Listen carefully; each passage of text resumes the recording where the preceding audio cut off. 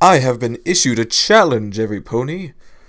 Mine 33 has requested that I read My Little Dashie a moment, and he has asked me to read it continuously, without stopping, and no editing.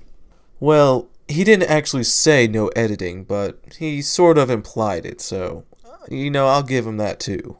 He says he wants to know how long I will cry, and, well, okay, sure, I'll give it to him. Why not? I kind of find this interesting. Maybe everyone should ask me to do readings a certain way. Well, maybe not everyone. Every so often, someone should ask me to do readings a certain way. Like, I don't know. Someone would say, "Hey, could you, read this, but instead of talking normal, could you, talk like Arnold Schwarzenegger?"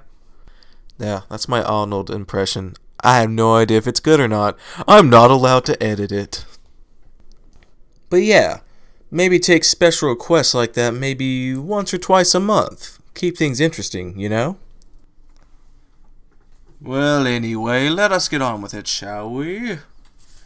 Prepare yourselves. I'm sure there'll be lots of mistakes since I won't be editing it. Which, I'm actually not complaining much. Editing takes me a long friggin' time. So, yes. My Little Dashie, a moment, by AJFSRD22. Yeah, let's go with that. Author's note. I published this a couple of weeks before the Sisterhood Social aired, so keep that in mind when you get to Rarity's backstory. It's been a good number of years. Heck, it's almost been a decade, now that I think about it, since my daughter, Dashie, was called back to fulfill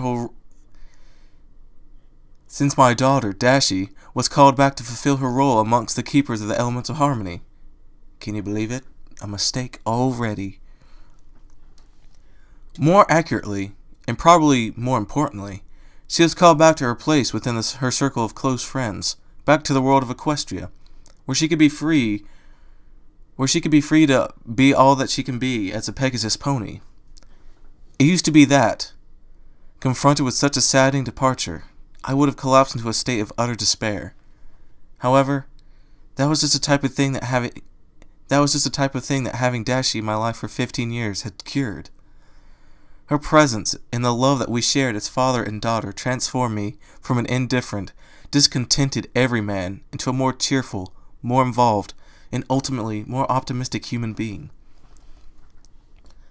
This isn't to say that her disappearance from my life didn't hurt, but I didn't let it fester.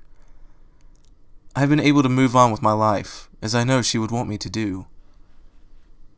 This all being said, some of the details remain the same as they were. I'm still living outside the town in the place where we spent our last years together. The landscape out here is pleasantly rustic that, even were it not rife with memories of my time with my daughter, I wouldn't want to leave. My employer is the same, though I've managed to step up the career ladder a bit. I still live by myself, but that doesn't mean that I'm still alone. I've made some good friends since Dashie left, something else that I owe to the power that she has had on my life. I haven't settled down with any pony as of now, though that doesn't necessarily mean that I've closed myself off to the idea. What I have decided, however, is that I will simply handle the possibility if and when it arises, rather than to try and force it. It helps that my time with Dashie already provided me with one of the best family experiences almost anyone has ever had the luck to live through. In any case, I take things here one day at a time.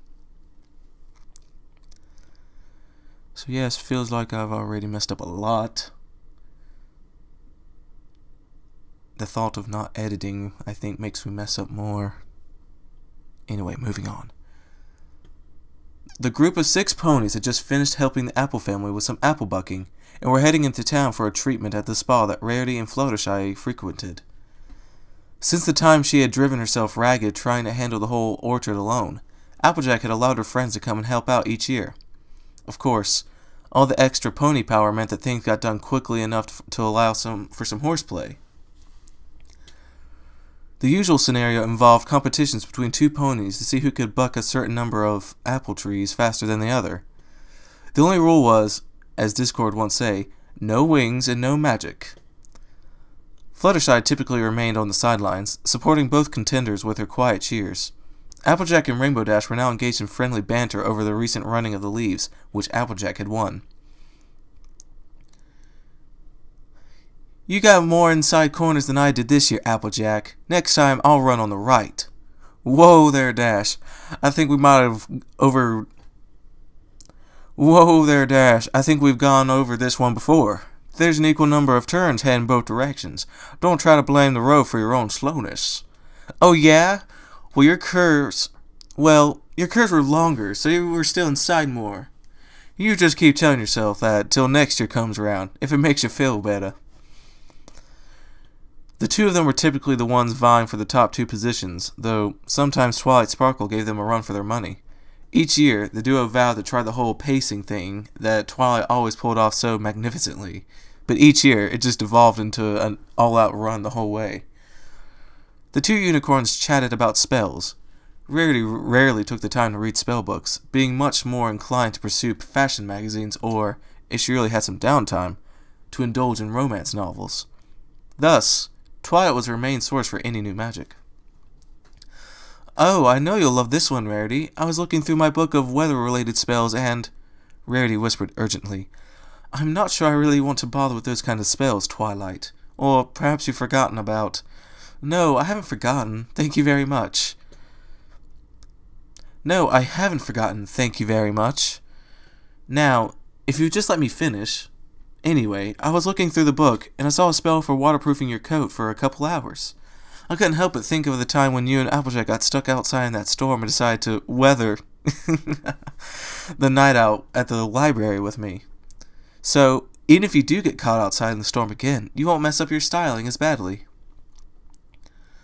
Rarity rolled her eyes at the silly pun, but she couldn't contain her excitement at the prospect of this new spell.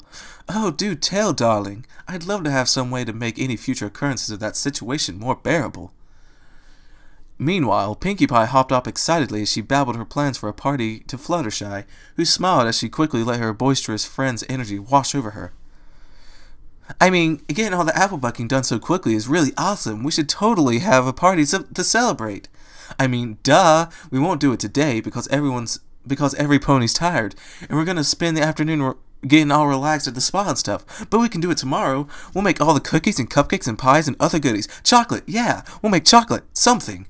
We'll do it all in the morning, and then we'll have the party in the afternoon. It'll be totally fun and stuff. Always one to oblige, Fluttershy affirmed. Why, yes, that does sound exciting, Pinkie Pie. I'm sure it'll be great, because you're always so good at throwing parties. And so the tight-knit group of ponies trotted their way towards the spa, ready to melt away their exhaustion for the night.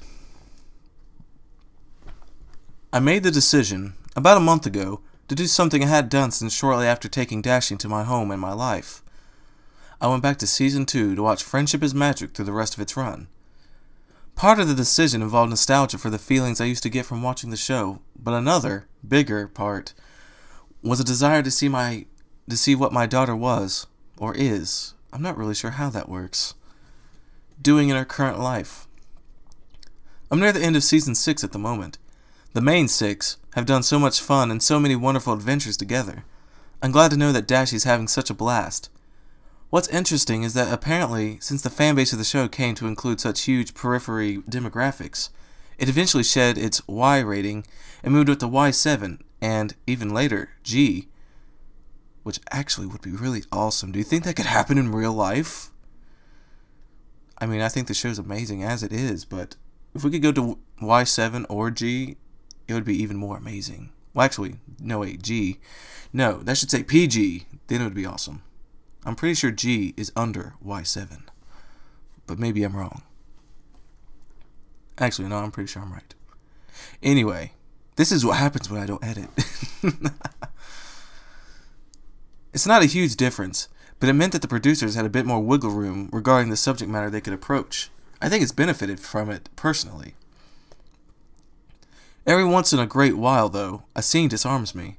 This happens very seldom, but Dashie will shoot what seems to be an almost longing look at the camera while the group is engaged in something. Now, from what I've found by poking around a bit, the internet decided that Pinkie Pie, ever the fourth wall breaker, finally rubbed off on Dashie. On the other hand, having seen this a couple different times, I can't help but revisit my speculations from back when she had just left. The shoebox seemed to go with Dashie, but can I be sure that Celestia allowed it and the associated memories to accompany Dashie in her life in Cloudsdale? If not, did she also take the memories of the trip to my house away from the other 5? Because I can't imagine that she'd be so cruel as to put them in the position of having to hide such a secret from Dashie from then on. But I need to stop fretting about it. I promised myself that I'd let go, just as a parent must eventually relinquish their hold on their child or children. And I did. It was a point of personal growth, and, quite frankly, of relief, to learn that I could do that. Still, it's not hard to think about the possibilities when this keeps happening.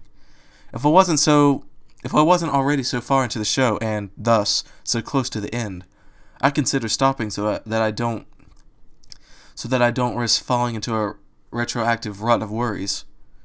Nonetheless, there's only a little bit of over 2 seasons left, and, by golly, I'm gonna watch what I can of my daughter's and her friends' escapades. Just because a kid goes off to live with their own life doesn't mean you can't completely lose interest, after all. So far, I enjoy this. It's not exactly sad. Yet. As planned, the friends let their worries escape through the massages, steam, and other means of relaxation offered them at the spa, and the next day, Pinkie Pie threw her party celebrating the completion of the apple bucking.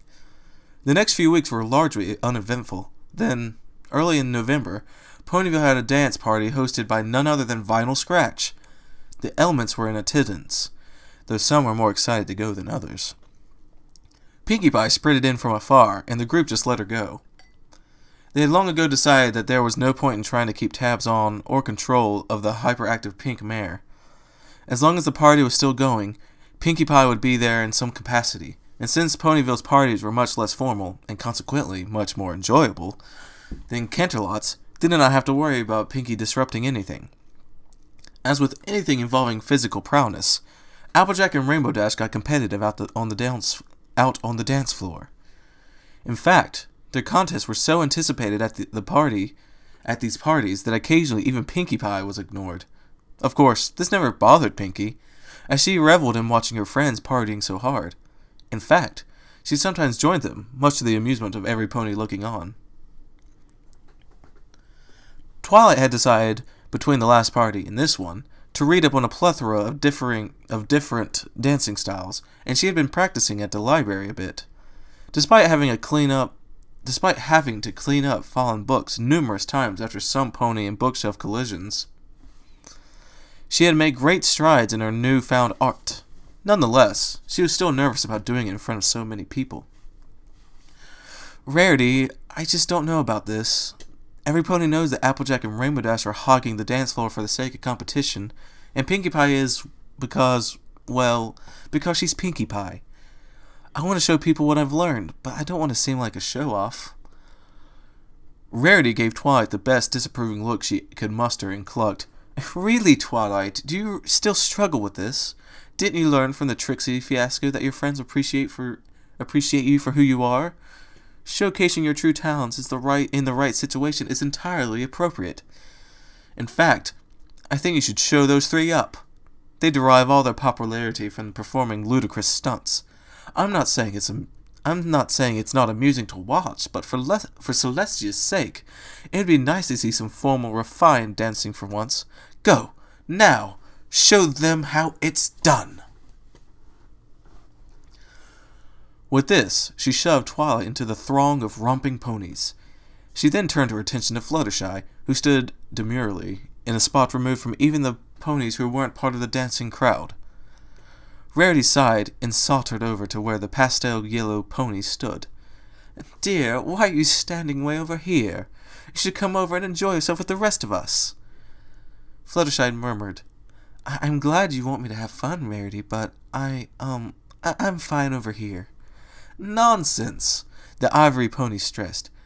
What is it that you've got What is it that's got you so uptight that you won't approach any pony here? Fluttershy responded, barely audible above the thumping. Well, it's a dance party, and, well, I'm not good at dancing. I beg to differ. You're simply more in line with Twilight's dancing, refined and elegant, as opposed to the odd gyrations most other ponies do. And see, look how well Twilight's doing. Fluttershy hazarded a glance at the middle of the mob, only to find that Rarity couldn't be more right. Not used to any pony bringing a traditional style to the table, every pony was standing around Twilight's dancing area, entranced as she flawlessly exhibited first Maflanco, then Marinura, and even a couple others. I don't get those puns, by the way. Turning back to Rarity, Fluttershy whimpered, "But I haven't studied like Twilight has. I don't think I'd be very good." Flustered, Rarity asserted, "Don't be ridiculous. No pony but Twilight learns to dance by studying textbooks first. How she picks up on so many things just by reading, She paused a moment, simultaneously seeming lost in thought, and seeming like she was struggling to repress some sort of... Hello? Oh, I'm sorry. So yeah, there's my ringtone. I think I'll leave that in, but I will pause this. And I'm back. Which, you didn't have to wait for anything, because I just paused the video.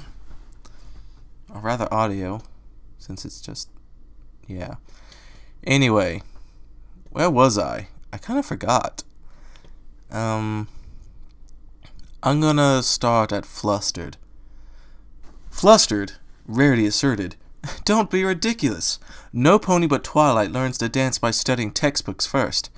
How she picks up on so many things just by reading, She paused a moment, simultaneously seeming lost in thought, and seeming like she was struggling to repress some sort of emotion that wanted to rear its head in response to her line of thinking. Finally, she resumed, "No, darling, you'll be fine. I've seen you out and about with your forest friends, enjoying yourself to the fullest, and I have seen you dance on occasion. Come now, don't let Twilight think she's the only pony who doesn't resort to cheap tricks to get attention out there."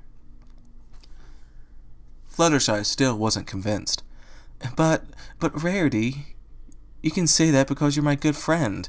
I don't know every pony here very well. I'm just not good enough."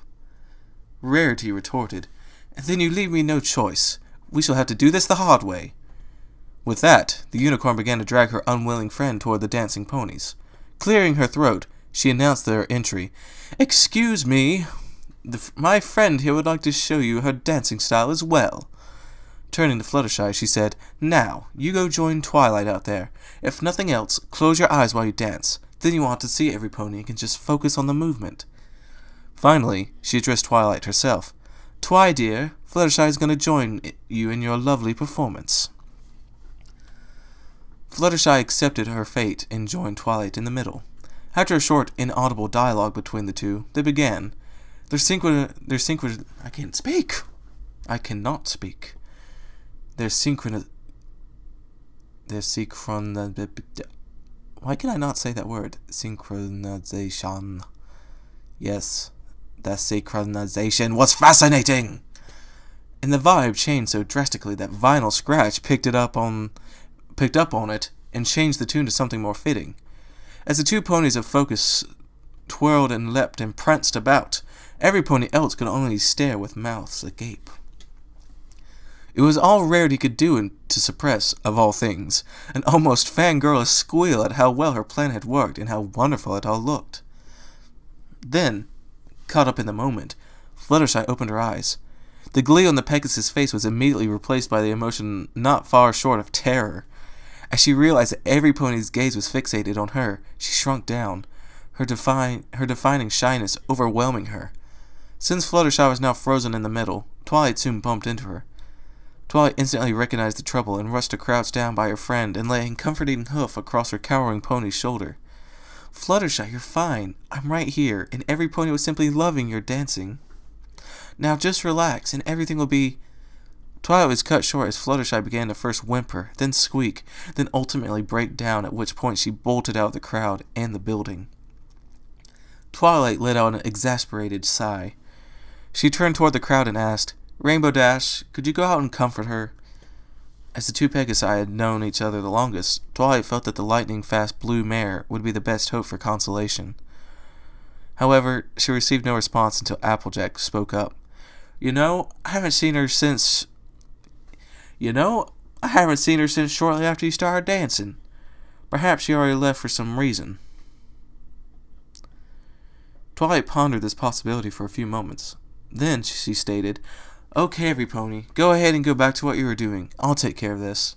She turned toward an obviously dismayed Rarity. "What happened?"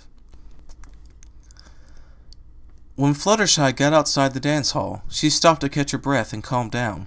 Suddenly, she heard a heavy sigh off to her left. Alarmed, she slowly turned her gaze toward the source, only to see a disheartened Rainbow Dash slumped up against the side of the building.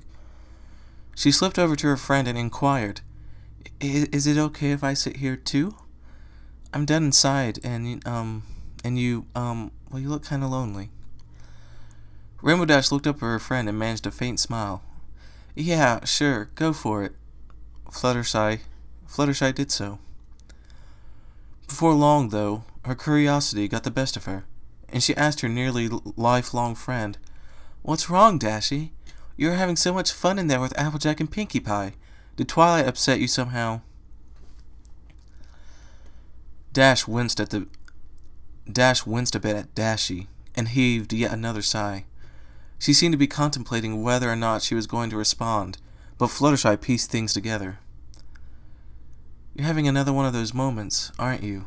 The party set it off, didn't it?" Dash looked at her friend with such a gloomy expression that Fluttershy thought she might cry. "Yeah." Fluttershy wasn't sure how to proceed, so the two sat in silence for a little while. In the absence of more cultured dancers, Vinyl Scratch had switched the playlist back to something with a driving beat, the low booms of which seeped through the walls. However, this somehow seemed to exasperate. Wow, almost out the first time, and then I can't get it the second. This somehow seemed to exasperate the silence.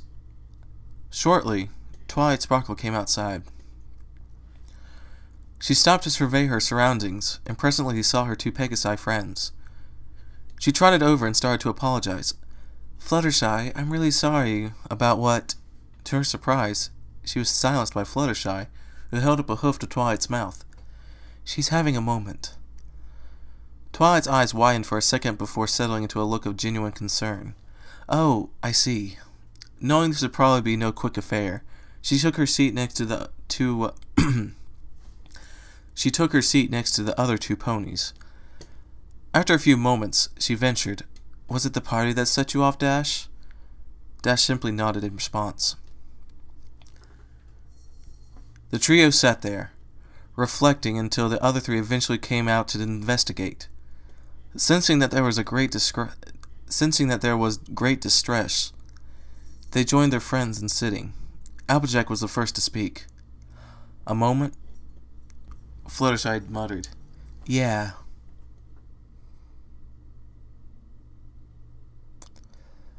Applejack nodded sagely and said, "I kinda figured. After we stopped to watch Twilight's dancing, she gave off one of those meaningful looks to no pony in particular, and she left not long after that." Every pony knew what Applejack meant by meaningful looks. They were the looks that Dash shot off in the direction of the camera if and when she became aware that it was focused on them at that moment.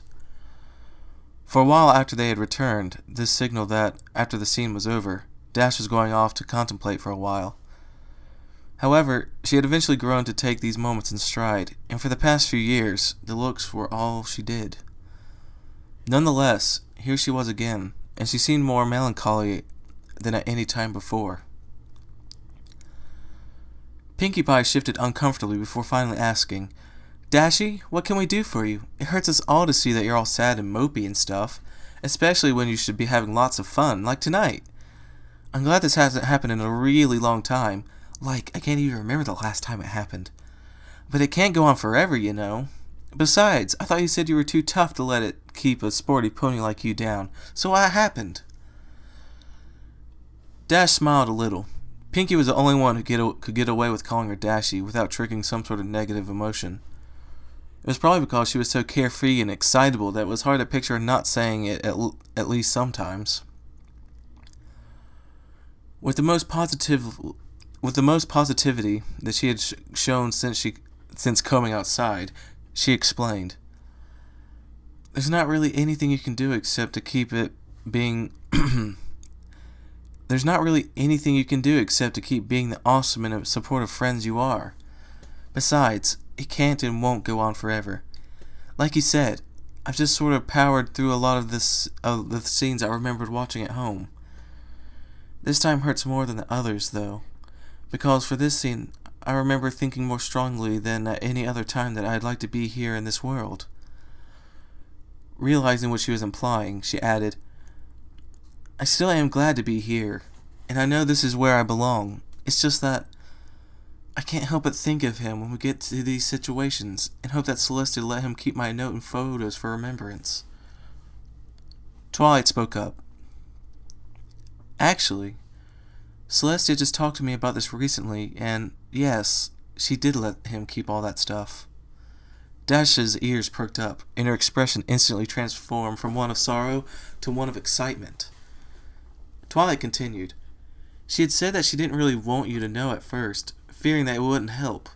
She thought it would only lead you to get worried about if he still remembered you, or, worse, if he's even still alive."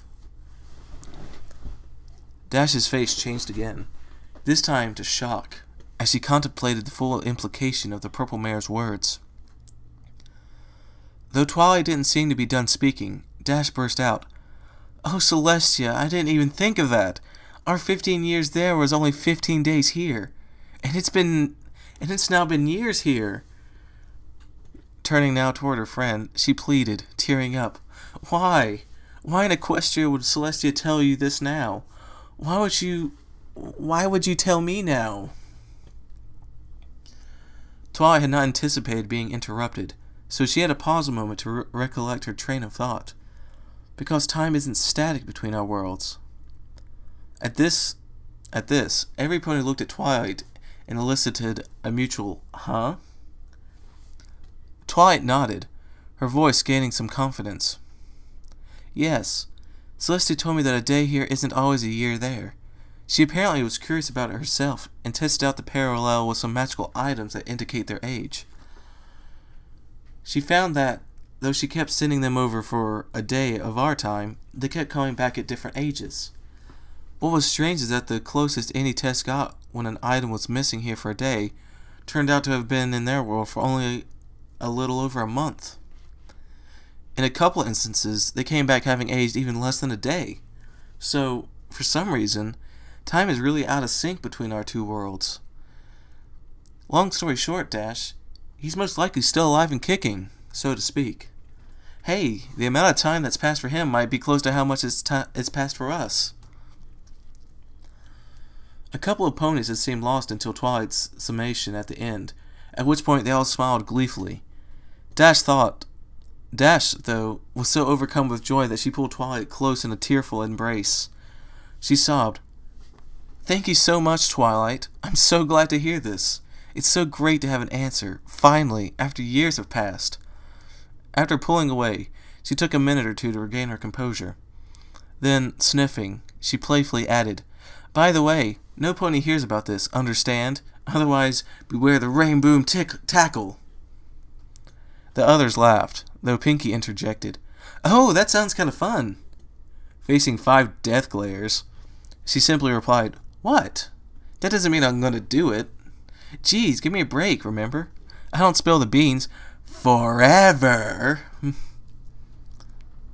Twilight winced briefly, but then they all resumed laughing, their mirth echoing to Luna's enchanting night sky. Well, it would seem that, in the final season, the producers decided they weren't afraid to tackle some bigger subjects. One episode in particular, however, was of interest to me. It focused on the effect that parents had in their fillies' lives. I was psyched up over the chance to see Dashie's real, or at least biological, parents. They started out with Twilight's parents. Ever doting, they made sure to send her to the best schools.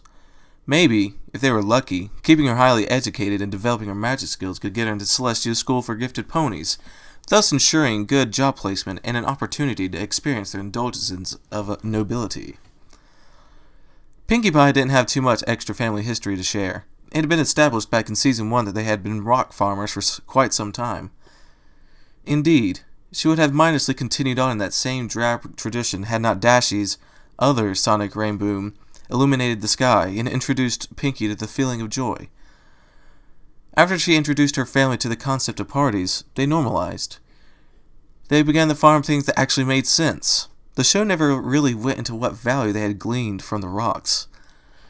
And their continued work ethic in support of Pinkie's newfound friskiness made her into a hard-working baker she was. I couldn't help but chuckle at the whole before and after aesthetic of Pinkie's family. It reminded me too much of my own before and after, with regard to Dashie coming into my life. Applejack's parents lived off in the town of Hoofton. Like the rest of the Apple family, they were down-to-earth, hard-working ponies whose passion was providing the masses with a variety of apple-tastic treats, as Applejack once said. They raised Applejack up to her first years just to be just as diligent as they were. However, after a couple years of light drought and underwhelming harvests, they decided to have her and Big Macintosh stay with Granny Smith up in Ponyville. The next few years were tough times for them, but Applejack kept in touch and made sure they knew how well she was doing in Ponyville. Later on, since Ponyville seemed to be such a wonderful fit for their first daughter, Mr. and Mrs. Apple sent Apple Bloom to join the crew up in Sweet Apple Acres. Fluttershy's parents were fairly quiet Pegasi. They mostly kept to themselves when they weren't off at work. On top of this, they had homeschooled her for their first few years of school. Eventually, they decided that, as much as they loved their daughter and wanted to shield her from such things as bullying and name-calling, it was time that they let her learn to socialize with other ponies her age, if only so that she could function in society. However, they also knew that she needed to know how to fly sooner rather than later, particularly if they wanted to ward off the teasing they were so paranoid of. So, they sent their shy daughter to summer flight camp, where she not only learned how to fly, but also met Rainbow Dash and earned her cutie mark. Relieved that the daughter had found her place in the world, they worked to make sure that she kept up in school and encouraged her friendship with Rainbow Dash. Rarity's parents were originally from Manhattan, as their daughter would eventually aspire to be. They were designers. However, they weren't involved in the highest circles and so, mercifully, were spared from the outright snootiness characteristic of the cream of the fashion crop. Eventually, they decided to try their luck in a more rural.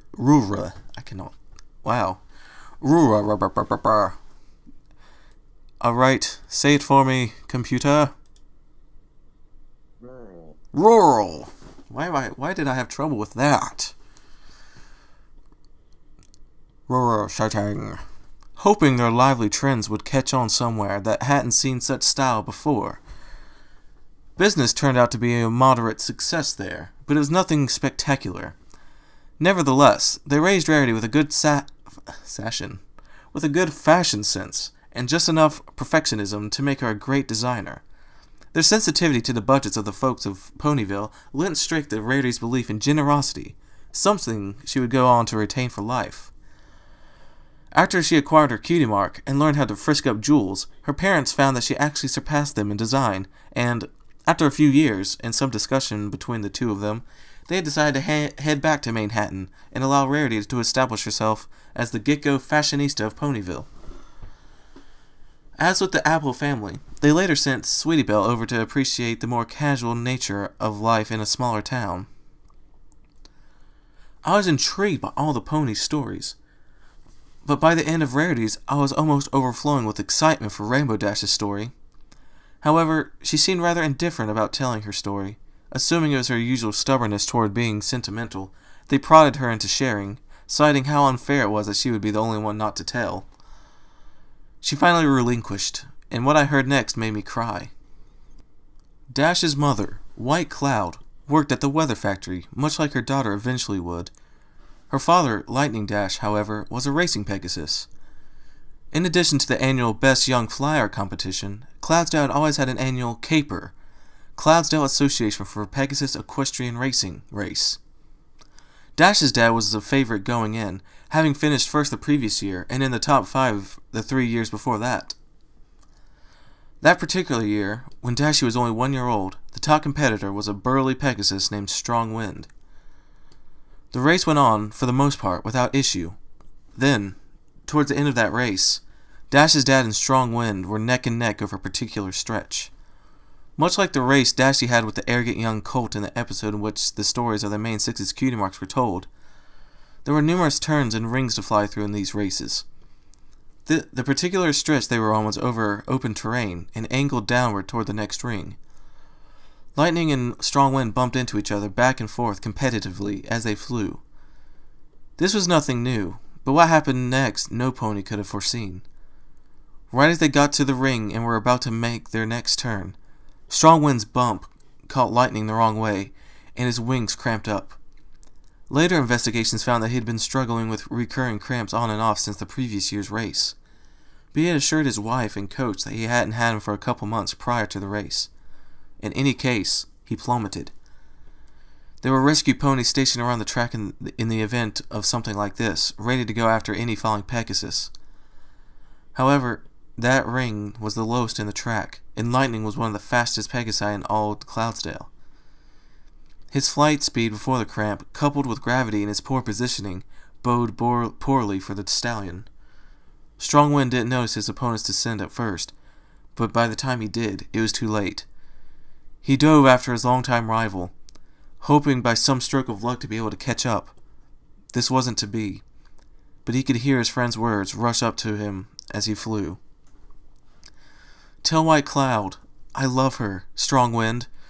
Tell Rainbow, I wish I could have been there to watch her grow up." Strong Wind blinked away tears as Green rushed up to meet the pair and made a thud sound with Lightning's body. White Cloud was heartbroken when Strong Wind delivered the news. Caper officials had wanted to do it, but Strong Wind didn't back down. He felt it would be better for her to hear it from one of Lightning's good friends than to feel like it was an impersonal affair. Caper was disbanded within the next year, as no pony wanted Cloudsdale to have it experience such a horror ever again. In honor of her husband, and since Rainbow was still such a young filly, White Cloud added Dash into her tiny daughter's name. For the next few years, she tried to raise Dashie as best as she could, but Dashie was never seen outside the home, as if White Cloud feared for her safety. Then, when Dashie was about 5 years old, she disappeared mysteriously. It never came into light what the exact reasons were. Some speculated that she had finally broken in the wake of her husband's old untimely death and pressures of single motherhood, while others thought perhaps she had eloped with some pony to escape the trappings of her present life. However, the prevailing theory was that some pony disgruntled by her husband's direct, though unintentional, involvement in the derailment of Caper had either kidnapped or killed her. In any case, she knew what was to transpire ahead of time, for she left Dashie in a cardboard box in Fluttershy's neighborhood, knowing the neighborhood to be full of good families like Fluttershy's, that simply said, "Give to a good home." My blood froze in my veins. I couldn't believe what this meant. She was sent to me after her traumatic childhood. It's as if some divine power had insisted that, if Dashie was to spend the 15 years outside her world, they were to be spent healing her from the misfortunes of her early life. Suddenly, my time with her seemed that much more precious, because I had been tasked with helping her grow up into a normal mare. I had to imagine that she was sent over with a clean slate of memories, though, or she would have remembered something about ponies, if only her mother. Yet, her basic understanding of the world and of how to move and function had remained unimpaired. The circumstances of her trip here continued to astound me. In any case, Fluttershy's family was the first to notice the box. Recognizing, but too shy to personally take in, the filly of such a famous couple, they ensured that Dashie was placed into a good home in the neighborhood. A few years after she had gotten her cutie mark, Dashie's adoptive family told her the truth. She still loved them, but it was only ignited the flame of independence that had always dwelt within her, so she found her own place in Cloudsdale and lived there from now on. One day, she decided to venture down to Ponyville with a couple members of the weather-making team just to see what they did down there. Thrilled with the idea of controlling weather and the possibility of showing what she could do, that she could do it faster than any pony else, she had signed up and soon gained a reputation for her quick word. Pinkie Pie was the first to befriend Dashie with her quirky, amusing, overall out-there nature, and the rest, as they say, is history. The other 5 ponies looked almost as dumbfounded as I was, and their tears matched mine. They all gathered in and squeezed Dashie in a big, comforting group hug. It's been a while since I've claimed this, and it's now older than dirt, but my heart exploded. Again. Twilight suggested that they all gather at the library for some hot cocoa and cookies, probably hoping to take every pony's mind off Dashie's sad closing story. I had hoped it would work, and it did seem to. Pinkie Pie, of course, served the refreshments, with a little help from Spike to get things heated up quickly. It was a cute scene. For the most part, the Sixers tried to chat things up. At one point, though, Dashie looked out of the window that the table was positioned next to, giving one of those longing looks I've mentioned before. I wasn't sure what to think, but after hearing what I'd heard in this episode, my heart was smitten by my love for my daughter. Every pony stared in shock and anguish at their cyan-coated friend. Even Fluttershy had never heard the full story before. The group was marked by a stunned silence, broken only by the occasional quiet sobs or sniffles. Rainbow Dash herself simply stood where she had been the whole time, looking forlorn. Pinkie Pie spoke up first, unable to stand so much prolonged sadness. "Every pony, gather around here by Dashie, now! We need a group hug, stat!"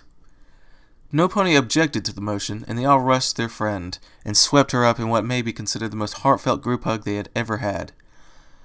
They let both the physical and the emotional warmth last for a while before finally releasing. Dash sniffed. "Thanks, guys. It's never really bothered me all that much, but I've never had to tell any pony about it." Twilight decided to take action. "Hey, every pony, since it's so chilly and snowy today, how about we head over to my place for some cookies and hot cocoa?" Every pony figured this would be a good way to relieve the tension that had built up over the course of Dash's story, and gave their assent. Later that night, 5 of the 6 friends sat around the table that had been set up in the library for an occasion, engaged in lively chatter about various mundane things. Ever the refreshments host, Pinkie Pie was busy making the last of the hot cocoa with Spike. His fiery breath greatly expedited the process, and a heaping plate of cookies and a bit over half of the hot cocoa had already been prepared and set on the table. Of note was that, as one of the few Winterset episodes, the ponies had all had on very fashionable winter clothes. Pinkie Pie wore a button-up pink sweater, and a matching striped scarf of alternating shades of pink. Twilight wore a cute blue plaid sweater vest with a nice-looking long-sleeved cream dress shirt underneath. Rarity wore a deep purple sweater that perfectly complemented her mane, along with a purple scarf patterned with her cutie mark. Applejack wore a trademark hat, as well as a pink shirt underneath a grayish-brown long-sleeved sport jacket. Fluttershy looked cute in almost Girl Scout attire, supporting a green and yellow striped beret, with a pink bunny head decoration on the right side, and a short-sleeved light green jacket. Rainbow Dash wore a dark salmon-colored athletic jacket, with white trim and a pair of white stripes running down the outside of each sleeve. As Pinkie walked toward the table, Dash turned her attention to the landscape outside the window. She turned back toward the group once she had addressed, but then refocused on some spot through the window. Applejack whispered to Rarity, "Do you suppose she's having another moment?" Rarity returned just as quietly, "I don't know." By now, every pony had turned their attention to the obviously contemplative Rainbow Dash. Dashie turned back to the group, as she had been addressed by someone. However, as soon as she had said her piece, she returned her gaze toward the camera, and held it, for quite a while. I noticed Applejack and Rarity whispering to each other behind Dashie, but after that, there was only silence as every pony quietly observed her. I subconsciously I subconsciously rose from my chair and walked toward the TV, standing only inches from the screen, and peering into the eyes of my far-off, yet, strangely, somehow, still present daughter. I could have sworn that she knew I was there. She lifted a hoof off the table and put it to the window, which was nearly equivalent to placing it on the camera itself. I put my hand up against her hoof. Unaware of all the attention directed at her, Rainbow Dash slowly lifted a hoof off the table and pressed it against the window. "What is it, Rainbow Dash?" inquired Twilight behind her. Dash sighed. Behind Dashie, Twilight asked, "What is it, Rainbow Dash?" My Dashie only sighed as she continued to hold her hoof to my hand and look directly at me.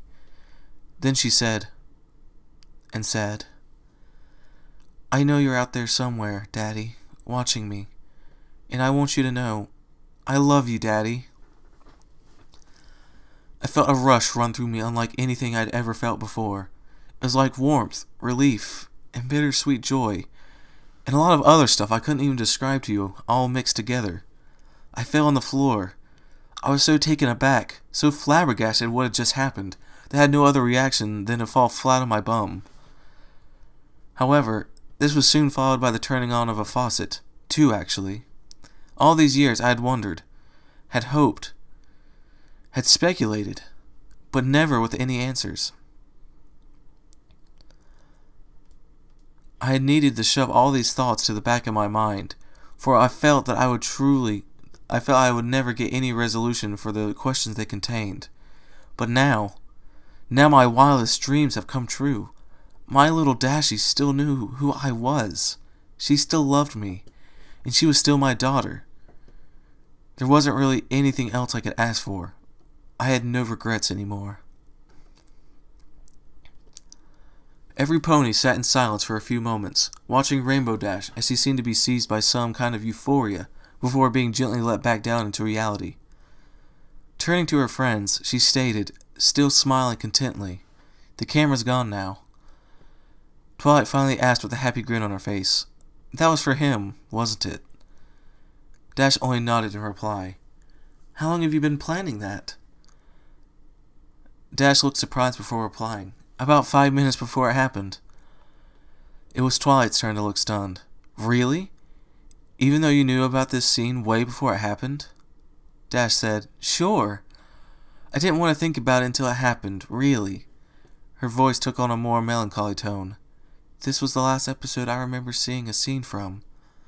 So I knew that when it happened, it would be my last chance to throw him a hint that I still know he's out there."